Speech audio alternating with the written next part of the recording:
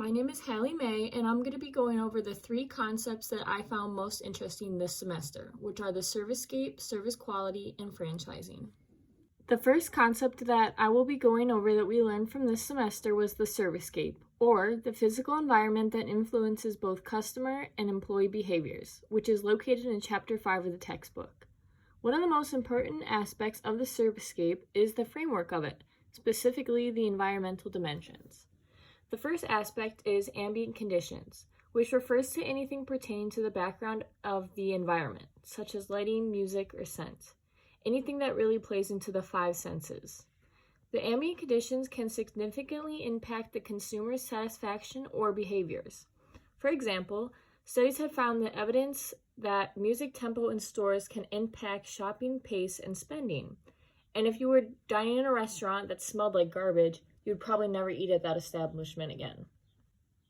The second aspect is space and function, which means the arrangement of the furniture and equipment within the space. The space and function of an environment is important to indicate who exactly performs in the servicescape. For example, in self-service in a grocery store, the self-checkout area has to be accessible and easy to use. These days, most have voice-activated directions and visual cues to help individuals using the machines. And the final aspect is signs, symbols, and artifacts, which refers to any items that serve as explicit or implicit signs that communicate the appropriate behaviors or actions within the organization. One example I can think of is the quality of the silverware can act as a symbol and indicate the prestige of a restaurant. Disposable cups and forkware usually indicate cheap fast food. Plastic cups or cheap plates and silverware usually come from cheap sit-down restaurants. And then fancier places usually have fine china or glasses and expensive high-quality silverware. The servicescape is interesting to me, especially as a psychology major who's interested in the ideas of environmental psychology, as the servicescape explores how physical environments impact human behavior, emotions, and well-being.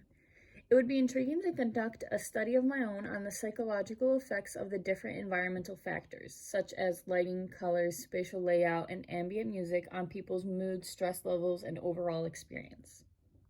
The second concept we discussed this semester was the concept of the service quality and the 5 dimensions of it, which was found in Chapter 6 of the book. The dimensions of quality can be used to evaluate the service quality of an establishment and are based on what consumers expect from their services.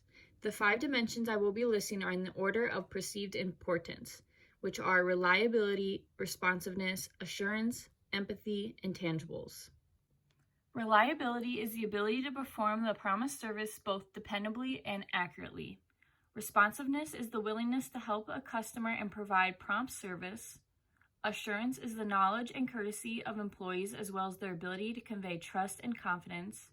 Empathy is the supply of caring, individualized attention to customers in a way of approachability, sensitivity, and effect to understand the customer's needs.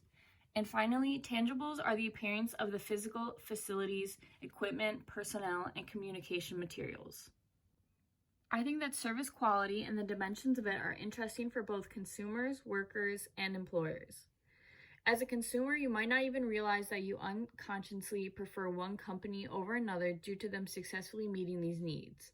When we discussed our place of work service quality, I came to realize that I had a much less stressful and more enjoyable experience working at my current place of work, which has a high service quality, in comparison to my last job, which did not. And then obviously service quality is important for employers and management to know in order to create a competitive advantage over other companies. And the final concept from this semester that I will be going over is franchising. Franchising is a business model where an individual or a franchisee purchases the rights to operate a business using the brand, products, and processes of another established business. Chapter 10 talks about this and the many benefits and disadvantages of franchising.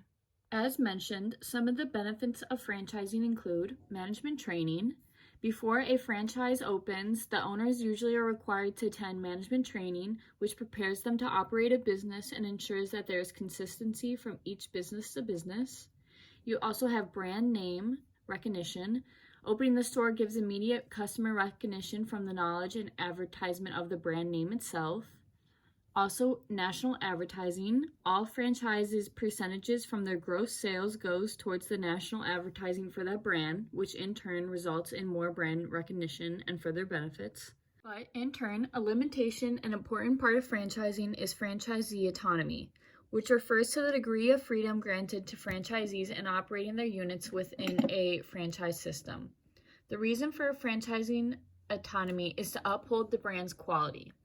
This might come in the form of the specifications such as the day-to-day operating procedures, site selection, facility design, pricing, and menu items for the restaurant.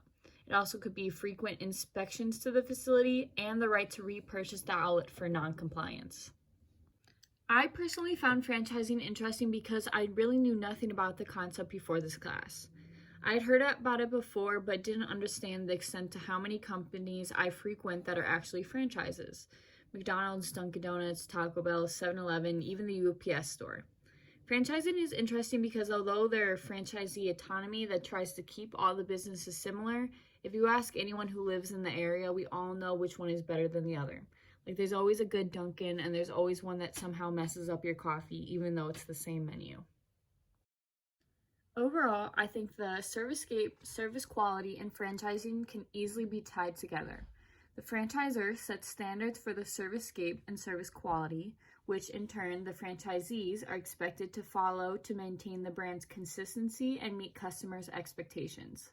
Consistency across these aspects enhances the overall brand reputation and fosters customer loyalty, which are essential for the success and growth of the franchise's network.